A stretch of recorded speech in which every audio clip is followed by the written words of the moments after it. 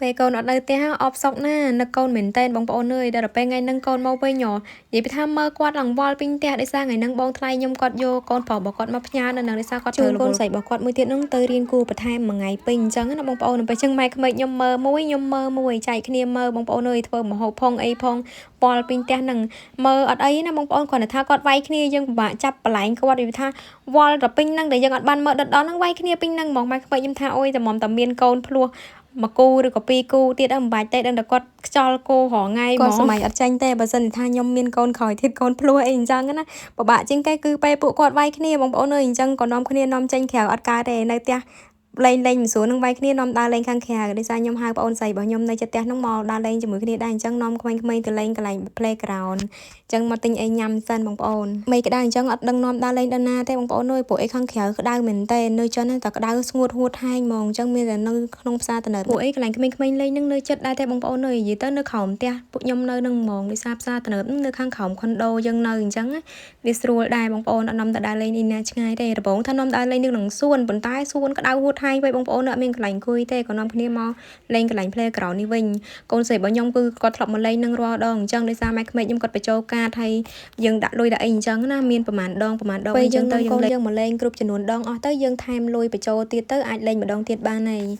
ម៉ែក្មេកខ្ញុំក៏អាសានាំអូននីអ៊ីមកលេងកន្លែងហ្នឹងបងប្អូនកន្លែងនេះកន្លែងក្មេងៗទូចៗលេងទេបើកន្លែងធំមួយទៀតយើងបញ្ចូលកាតអាចលេងបានដូចគ្នាបងប្អូនគ្រាន់តែថាក្មេងៗរៀងធំត្រើសអញ្ចឹងណាគាត់លេងសម៉ូតកន្លែងរៀងខ្ពស់អីអញ្ចឹងទៅម៉ែក្មេកខ្ញុំក៏អត់ឲ្យទៅលេងកន្លែងហ្នឹងទេព្រោះអីកូននៅតូចដែរអូននីអ៊ីនៅរៀងតូចអញ្ចឹងគឺនាំលេងតែកន្លែងតូចៗហ្នឹងគេមានផ្ទះបាយគេមានអីអញ្ចឹងទៅសម្រាប់ក្មេងៗលេងយើងអាចអង្គុយមើលពួកគាត់នៅក្នុងហ្នឹងបានពួកគាត់លេងអីផ្សេងអញ្ចឹងណានិយាយទៅក្មេងៗបងប្អូនចូលចិត្តណាអញ្ចឹងអីហើយមានកន្លែងស្ទូចត្រីកន្លែងអីសម្រាប់ក្មេងៗបងប្អូននិយាយថាខ្ញុំមកអង្គុយចិត្តតកូនទេខ្លាចតកូនវាយគ្នាបងប្អូនកូនស្រីវិញមើលតទូជាងគេអញ្ចឹងទេបងប្អូនអើយតែមិនស្រួលនឹងវាយគេពេញហ្នឹងនិយាយពីថាកាចឆ្នះញ៉ាញ់ហ្មងសម្បីរាល់ថ្ងៃហ្នឹងលេងជាមួយនឹងបងថ្លៃខ្ញុំគឺថាវាយគ្នាបងប្អូនរបស់គាត់លេងអញ្ចឹងទៅកូនបងថ្លៃខ្ញុំគាត់យកពីដៃគាត់អញ្ចឹងគាត់វាយបើមិនអញ្ចឹងវាយទៅវាយមកអត់មានអ្នកណាចាញ់អ្នកណាឈ្នះទេ